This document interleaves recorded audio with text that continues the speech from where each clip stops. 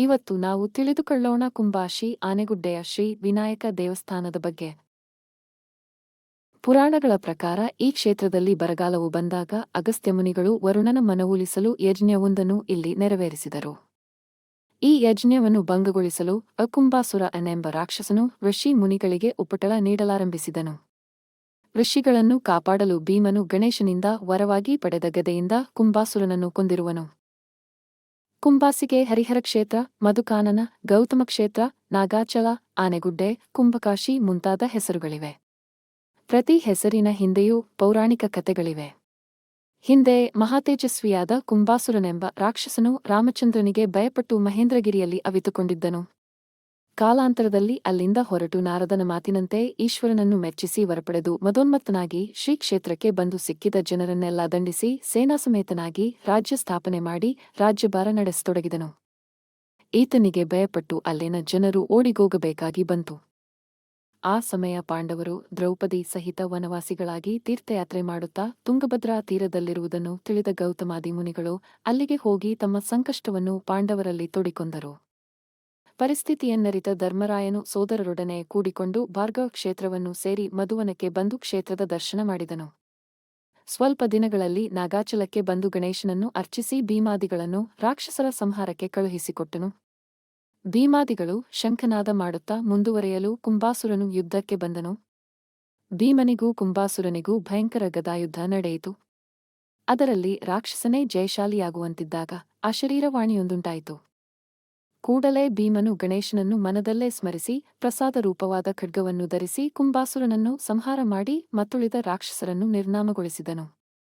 ಶರೀರವಾಣಿಯಂತೆ ಖಡ್ಗದ ಶಕ್ತಿಯಿಂದ ಅಸುರನ್ನು ಸಂಹಾರ ಮಾಡಿದ್ದರಿಂದ ಈ ಕ್ಷೇತ್ರ ಕುಂಬಾಸಿ ಖಡ್ಗ ಕುಂಬಾಸಿ ಎಂದು ಸುಪ್ರಸಿದ್ಧವಾಯಿತು.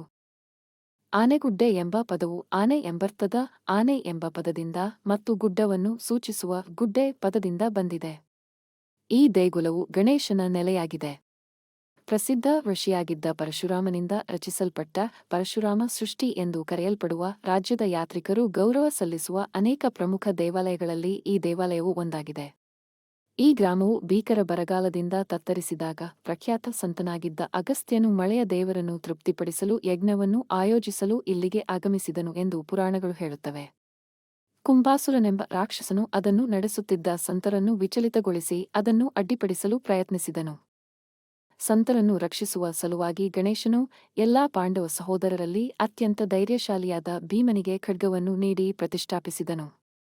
ಭೀಮನು ಖಡ್ಗವನ್ನು ಬಳಸಿ ಅವನನ್ನು ನಾಶಪಡಿಸಿದನು. ಇದು ಸ್ಥಳೀಯ ಜನರಿಗೆ ಸಮೃದ್ಧಿಗೆ ಕಾರಣವಾಯಿತು.